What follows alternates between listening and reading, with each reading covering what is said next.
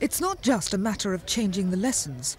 The new GCSE exam calls for a whole new teaching method based largely on group work and cooperation.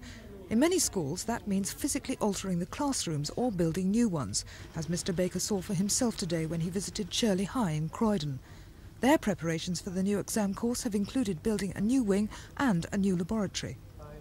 Back in the school's old lab, Mr. Baker dutifully performed an experiment designed to test his powers of observation, an example of the sort of work on the new syllabus.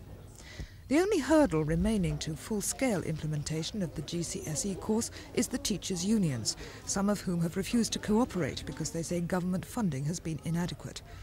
But last week, Mr. Baker pulled £20 million out of the kitty to add to £50 million already earmarked for the changeover.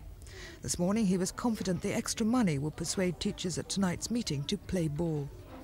People were quite surprised at the amount I made available. People thought it was going to be 5 or maybe 10 million, but I made it 20 million. And that shows the importance that the government attaches to this exam. The ball is now in the teachers' court. Everybody wants this exam to happen. It's new methods of teaching, new methods of assessment. The whole of the education world wants it to happen. And I hope now that they will feel that I've cooperated by putting money on the table. It's now up to them to cooperate. The NUT will give their assessment of Mr. Baker's offer later tonight. Meanwhile, what was the teacher's assessment of his powers of observation? I think I got A-, but try a bit harder next term. Rita Carter at Shirley High in Croydon.